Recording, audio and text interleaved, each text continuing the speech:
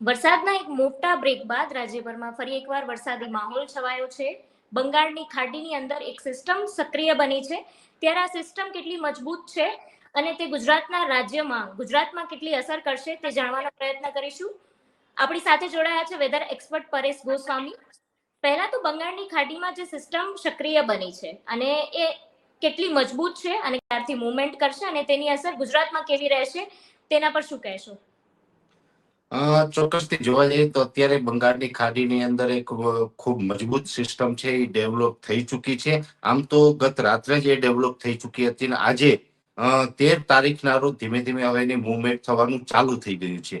આમ તો એ જે બંગાળની ખાડીમાં પણ જે પશ્ચિમ બંગાળથી દક્ષિણ દિશા તરફ ખૂબ આગળ છે અને આ સિસ્ટમ છે અત્યારે ધીમે ધીમે મજબૂત થઈ રહી છે. આમ તો વહેલી સવારથી જ આની મુવમેન્ટ ચાલુ થઈ છે. મુવમેન્ટ કરતા આ સિસ્ટમ છે એ અત્યારે વિજયવાડા અને ભુવનેશ્વર વિશાખાપટ્ટનમ એની વચ્ચે છે. એટલે ખાસ કરીને આનું જે સેન્ટ્રલ પાર્ટ હોય છે વિજયવાડા અને વિશાખાપટ્ટનમ જે છે પૂર્વ ભારતમાં આવેલા એ બંનેની વચ્ચેનો સેન્ટ્રલ પાર્ટ આવી ચૂક્યો છે. એટલે કહી શકાય કે 50% સિસ્ટમ છે એ જમીન ઉપર લેન્ડ થઈ ચૂકી છે અને આ સિસ્ટમ છે હવે ધીમે ધીમે ઉત્તર પશ્ચિમ દિશા તરફ આગળ વધી રહી છે.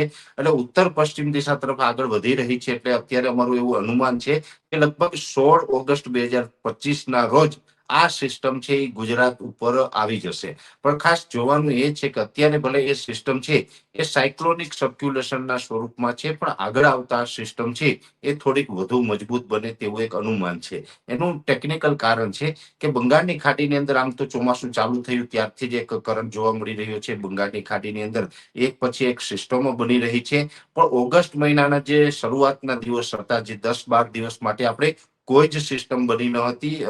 બંગાળની ખાડી છે નિષ્ક્રિય થઈ ચૂકી હતી અને એવી જ રીતે અરબ સાગરમાં પણ નિષ્ક્રિયતા જોવા મળતી હતી. જોકે અત્યારે અરબ સાગરમાં પણ એક કરંટ આવી ચૂક્યો છે. ભલે અત્યારે અરબ સાગરમાં કોઈ સિસ્ટમ નથી બની રહી પણ એક કરંટ ચોક્કસથી જોવા મળી રહ્યો છે. એટલે અરબ સાગરમાં પણ આમ જોવા જઈએ તો જે દરિયાકાંઠે ઊંચા મોજા ઉછળવા, તેજ પવનો ફૂંકાવા, દરિયાની અંદર થોડુંક તોફાન જોવા મળે આ પ્રકારની પરિસ્થિતિ દરિયામાં પણ છે. એટલે સૌ પ્રથમ તો આપના માધ્યમથી હું દરેક મિત્રોને એ પણ અપીલ કરું છું કે આવનારા 8 દિવસ સુધી આપણે દરિયો ન ખેડવો જોઈએ. એ જ આપણા હિતમાં રહેશે કેમ કે હમણાં અરબ સાગર છે તોફાની રહેવાનો છે. હવે આ જે સિસ્ટમ છે એ થોડા દિવસના ગેપ પછી ફરીથી બંગાળની ખાડીમાં એક સિસ્ટમ બની છે. એ અત્યારે સાયક્લોનિક સર્ક્યુલેશનના સ્વરૂપમાં છે. હવે એ વિજયવાડા અને જે આપણે વિશાખાપટ્ટનમની વચ્ચે છે ત્યાંથી ઉત્તર પશ્ચિમ દિશા તરફ ગતિ કરશે. એટલે લગભગ મારું એવું અનુમાન છે કે 15 તારીખના રોજ વહેલી સવારે અથવા તો બપોર સુધીના સેશનમાં આ સિસ્ટમ છે મહારાષ્ટ્ર સુધી પહોંચી જશે. હવે આ સિસ્ટમ છે મહારાષ્ટ્ર સુધી આવશે ત્યારે આમ સ્વાભાવિક રીતે બંગાળની ખાડીની કોઈ પણ સિસ્ટમ હોય ત્યાંથી ટ્રાવેલ કરી અને મહારાષ્ટ્ર સુધી પહોંચે તો ત્યાં આવીને થોડીક નબળી પડતી હોય છે. પણ આ સિસ્ટમ છે એ સાયક્લોનિક સર્ક્યુલેશનના સ્વરૂપમાં મહારાષ્ટ્ર ઉપર આવશે એટલે એના જે આઉટર ક્લાઉડ હોય મધ્યપ્રદેશના દક્ષિણ ભાગો સુધી લંબાયેલા રહેશે અને પશ્ચિમ છેડે એનો સિયર ઝોન છે એ અરબ સાગર સુધી પહોંચશે. હવે આનો સિયર ઝોન છે એ અરબ સાગર સુધી આવે એટલે સ્વાભાવિક રીતે અત્યારે અરબ સાગરમાં કરંટ છે જેને કારણે અરબ સાગર છે આ સિસ્ટમને પૂરતો ભેજ સપ્લાય કરવા માટે સક્ષમ છે અને પૂરતો ભેજ અરબ સાગરમાંથી મળશે તો મહારાષ્ટ્ર ઉપર આ સિસ્ટમ આવીને વધુ મજબૂત બનશે. વધુ મજબૂત બનશે એટલે અત્યારે જે સાયક્લોનિક સર્ક્યુલેશનનું સ્વરૂપ છે એમાંથી મજબૂત બની અને આ સિસ્ટમ છે લો પ્રેશરમાં પરિવર્તિત થશે. એટલે લો પ્રેશર છે આ સિસ્ટમ છે લગભગ અમારું અનુમાન છે કે 15 તારીખે રાત સુધીમાં થઈ જશે. અને ગુજરાતની અંદર જ્યાં સુધી વરસાદની વાત છે તો આમ તો આપણી આગાહી છે કે 16 ઓગસ્ટ થી લઈને 24 ઓગસ્ટ દરમિયાન રાજ્યના તમામ વિસ્તારોમાં એટલે કે સાર્વત્રિક વરસાદો થવાના છે. ગુજરાતના 90% વિસ્તારોની અંદર સારા વરસાદો પડે તેવી સંભાવનાઓ છે. પણ આ સિસ્ટમ 15 તારીખે જ્યારે વહેલી સવારે મહારાષ્ટ્ર ઉપર આવશે તો એનો જે સિયર ઝોન છે એ અરબ સાગર સુધી લંબાયેલો હશે પણ આઉટર ક્લાઉડ છે મધ્યપ્રદેશના દક્ષિણ ભાગો ઉપર હશે તો એ દક્ષિણ ભાગો વાળા આઉટર ક્લાઉડ છે એનો ઘેરાવો છે મધ્યપ્રદેશ બોર્ડર લાગુ વિસ્તાર અને દક્ષિણ ગુજરાતને કવર કરશે. જેને કારણે આમ તો 15 તારીખેથી હળવા વરસાદની શરૂઆતો થશે. ભારે નહીં પણ 15 તારીખે હળવા વરસાદની શરૂઆત થશે અને 16 તારીખથી પછી સારા એવા વરસાદની શરૂઆત થાય અને આ સિસ્ટમ છે એ ગુજરાતની ઉપર થઈને પસાર થશે એટલે મહારાષ્ટ્ર ઉપર થઈને દક્ષિણ ગુજરાત અને દક્ષિણ ગુજરાત બાદ સૌરાષ્ટ્ર થઈ અને કચ્છ અને દ્વારકાની વચ્ચેનો જે અખાત છે એ તરફથી પશ્ચિમ દિશામાં આગળ નીકળશે. એટલે આ સિસ્ટમ સંપૂર્ણપણે ગુજરાત ઉપરથી પસાર થવાની છે. આનો જે ઘેરાવો છે એ ખૂબ મોટો છે. લગભગ 700 થી 850 કિલોમીટરમાં ફેલાયેલો આનો ઘેરાવો છે. આઉટર ક્લાઉડ છે બહુ લંબાયેલા છે, જેને કારણે સૌરાષ્ટ્ર ઉપર સિસ્ટમ હશે તો આઉટર ક્લાઉડ છે એ અરબ સાગર અને એની સાથોસાથ રાજસ્થાનના દક્ષિણ ભાગો સુધી હશે. એટલે ઉત્તર ગુજરાત હોય, મધ્ય ગુજરાત હોય, સૌરાષ્ટ્ર, કચ્છ, દક્ષિણ ગુજરાત તમામ વિસ્તારોમાં વરસાદ થશે. એટલે મેં આપને કીધું 90% વિસ્તારને વરસાદનો લાભ મળશે. પણ ચોક્કસથી એક વાત છે કે આ સિસ્ટમનું જે ટ્રેક છે એ દક્ષિણ ગુજરાત થઈ સૌરાષ્ટ્ર થઈને આગળ નીકળવાનો છે. એટલે આના જે સ્ટ્રોંગ પાર્ટ છે ત્યાંથી પસાર થવાના છે, જેને કારણે દક્ષિણ ગુજરાત અને સૌરાષ્ટ્રની અંદર અતિ ભારે વરસાદ જોવા મળે તેવું પણ અનુમાન છે. 16 તારીખથી વરસાદની શરૂઆત થશે અને જેમ જેમ સમય પસાર થતો જશે એમ વરસાદની તીવ્રતા વધશે. એટલે લગભગ 18 તારીખે રાત્રેથી અથવા તો 19 તારીખથી ગુજરાતની અંદર ધોધમાર વરસાદ પડશે અને ખાસ કરીને સૌરાષ્ટ્ર અને દક્ષિણ ગુજરાતના વિસ્તારોને આ સિસ્ટમ છે એ ગમરોડી નાખશે. એટલે અતિથી અતિ ભારે વરસાદનો રાઉન્ડ છે એ ચોક્કસથી આવી રહ્યો છે અને આ રાઉન્ડ પણ આપણે એકાદ અઠવાડિયાનો જોવા મળે તેવું પણ એક અત્યારે હાલ અનુમાન છે. પરેશભાઈ, આ જે વરસાદમાં અનિયમિતતા જોવા મળી એની અસર ખેડૂતો પર કેવી પડી અને આવનારા સમયમાં ખેડૂતોની શું પરિસ્થિતિ રહેશે?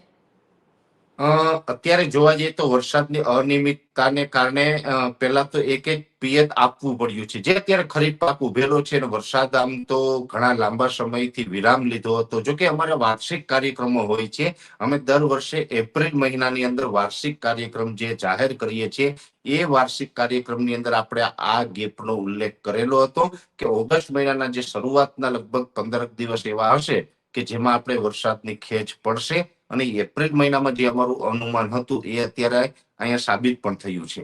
પણ આ ગેપને કારણે ખેડૂતોએ ખરીફ પાકને પિયત આપવું પડ્યું છે. એટલે ક્યાંય ને ક્યાંય ખેડૂતોને પિયત આપવા માટે ખર્ચમાં વધારો થયો છે. બીજા નંબરની અંદર જમીનની અંદર જુલાઈમાં મહિનામાં જે વરસાદો પડ્યા એને કારણે જમીનમાં ભેજ હતો. ખેડૂતોએ પાણી આપ્યું એને કારણે પણ ભેજ જોવા મળ્યો.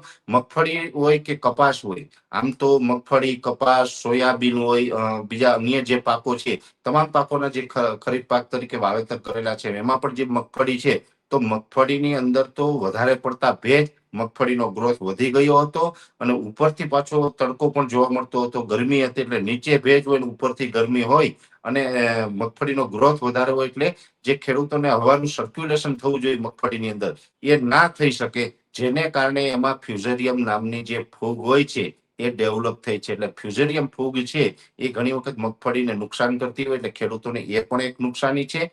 પિયતનો ખર્ચની સાથોસાથ એની મગફળીમાં રોગ આવી ગયો છે, ફ્યુઝેરિયમ નામની ડિઝીઝ આવી છે અને એ સાથે સાથે વ્હાઇટ ગ્રપ્સનો પણ ઉપદ્રવ થયો છે. વ્હાઇટ ગ્રપ્સ એટલે કે જે સફેદ મુંડા આવે છે, મગફળીમાં સફેદ મુંડા જ્યારે જ્યારે આવે છે ત્યારે મગફળીનો પાક સંપૂર્ણ ફેલ થઈ જતો હોય છે અને એ જ પરિસ્થિતિ અત્યારે પણ જોવા મળી રહી છે. અત્યારે ગુજરાતના અલગ અલગ વિસ્તારોમાં સફેદ મુંડાનો પણ ઉપદ્રવ છે અને ફૂગનો પણ ઉપદ્રવ છે, જેને કારણે હવે દવાનો ખર્ચ પણ ખેડૂતોને વધે તેવી શક્યતાઓ છે. એક વખત પિયતનો ખર્ચ કર્યો, હવે દવાનો ખર્ચ થશે એટલે ખેડૂતોને આમાં ઘણી બધી નુકસાની પણ જોવા મળી રહી છે. હવે આ સિસ્ટમ પસાર થઈ જાય પછી સપ્ટેમ્બર મહિનામાં પણ કન્ટિન્યુ વરસાદો ચાલવાના છે અને એમાં પણ સપ્ટેમ્બરના એન્ડ સુધી વરસાદો ચાલે તેવી સંભાવનાઓ છે. એટલે જે વહેલી વાવેલી મગફળી હોય, કપાસ હોય, સોયાબીન હોય, અન્ય જે બીજા શાકભાજી જેવા પાકો છે એનો હાર્વેસ્ટિંગ ટાઈમ હશે ને હાર્વેસ્ટિંગ ટાઈમે જ્યારે વરસાદ પડે એટલે ત્યારે પણ ખેડૂતોને નુકસાન થાય તેવી શક્યતાઓ છે. એટલે આ વર્ષે આમ તો છેલ્લા 5-7 વર્ષથી ખેડૂતો ખૂબ મોટા પ્રમાણમાં નુકસાની કરતા આવ્યા છે અને આ વર્ષે પણ લગભગ ખેડૂતોને મોટા ભાગે નુકસાની જોવા મળે તેવી શક્યતા હાલ અમને દેખાઈ રહી છે. ગુજરાતની જનતા નવરાત્રીની ઘણી આતુરતાથી રાહ જોતી હોય છે, ત્યારે આ વખતે નવરાત્રી દરમિયાન વરસાદની શું સ્થિતિ રહેશે? નવરાત્રી છે આમ તો આપણા ભારત દેશમાં અને હિન્દુ પરંપરા મુજબ ખૂબ લાંબો ચાલતો તહેવાર છે. એટલે કે 10-12 દિવસ એ તહેવાર ચાલતો હોય. ત્યાર પછી શરદ પૂર્ણિમા આવે ત્યારે પણ ઘણા બધા ધાર્મિક કાર્યક્રમો થતા હોય. પણ હું ચોક્કસથી માનું છું કે જે આપણે ધાર્મિક રીતે જે કઈ માતાજીના ગરબા કે જે કઈ આપણે એને આરાધના કરવાની હોય એમાં વરસાદ ક્યાંય વિલનરૂપ થઈ શકતો નથી. વિલનરૂપ તો કદાચ બની શકે પાર્ટી પ્લોટો માટે, પણ એના કરતા ખેડૂતોની ચિંતા કરવી ખૂબ મને જરૂરી લાગે છે. નવરાત્રી દરમિયાન ચોક્કસથી વરસાદ હશે અને એ વરસાદ છે એ બપોર પછીના સેશનમાં હશે અને થંડરસ્ટોર્મ એક્ટિવિટીના ભાગરૂપે એ વરસાદ હશે. એટલે નવરાત્રી દરમિયાન જે મોન્સૂન વિડ્રોલ પ્રોસેસ ચાલતી હશે એટલે ત્યારે થંડરસ્ટોર્મ થાય એટલે બપોર સુધીમાં જે વિસ્તારનું તાપમાન ઊંચું ગયું હોય ત્યાં પછી સિસ્ટમ લોકલ રીતે સિસ્ટમ બંધાય અને એ સિસ્ટમ છે જ્યારે પણ બપોર પછીના સેશનમાં વરસાદના રૂપમાં અસર કરે એટલે ગાજવીજ અને પવન સાથે એ વરસાદો પડતા હોય એટલે ગાજવીજ ને પવન સાથે વરસાદો પડે એટલે ચોક્કસથી ખેડૂતોને ઘણું બધું નુકસાન આવે તેવી ત્યારે પણ ભીતિ છે. એટલે જ હું આપને જણાવી રહ્યો છું કે જે ટૂંકા ગાળાની જે મગફળીના વાવેતર હોય, સોયાબીનના વાવેતર છે, કપાસના વાવેતર છે અને એમાં પણ વહેલું વાવેતર થઈ ગયું હશે ને એનું તો હાર્વેસ્ટિંગ ત્યારે ચાલુ હશે એટલે ત્યારે ઘણું બધું નુકસાની ત્યારે પણ જોવા મળશે. અને નવરાત્રી દરમિયાન આપણે સંપૂર્ણ નવરાત્રી મહિના દરમિયાન આપણે વરસાદો જોવા મળે અને એ પણ તીવ્રતા સાથે વરસાદો પડે તેવી શક્યતાઓ છે. જોકે એ વરસાદો હશે સાર્વત્રિક ના હોય એ પણ આપણે નોંધ લેવાની છે. મોટા ભાગે એ વરસાદો છે એ મોન્સૂન વિડ્રોલ પ્રોસેસના જે વરસાદો હોય એ સૌરાષ્ટ્ર અને દક્ષિણ ગુજરાતને વધારે અસર કરે તેવી શક્યતા હંમેશા વધારે રહેલી હોય અને આ વર્ષે પણ એવું થશે. બની શકે કે મધ્ય ગુજરાત કે ઉત્તર ગુજરાતમાં નવરાત્રીના 8-10 દિવસ દરમિયાન કદાચ 2 થી 3 દિવસ વરસાદ અસર કરે પણ ત્યાં બહુ 10 દિવસ અસર કરે તેવી શક્યતા નહીં માનવાની. સૌરાષ્ટ્ર અને દક્ષિણ ગુજરાતમાં 10 દિવસ અસર કરે તેવી શક્યતા અમે માની રહ્યા છીએ. તમારો ખૂબ ખૂબ આભાર અમારી સાથે જોડાવા બદલ. જો તમારા વિસ્તારમાં પણ કેવો વરસાદ છે, અત્યારે વરસાદી માહોલ કોઈ છવાયો છે કે શું, અમને કમેન્ટ કરીને ચોક્કસથી જણાવજો. જો તમે અમને યુટ્યુબ પર જોઈ રહ્યા છો તો સબસ્ક્રાઇબ કરજો અને ઇન્સ્ટા કે ફેસબુક પર જોઈ રહ્યા છો તો ફોલો કરવાનું ના ભૂલશો.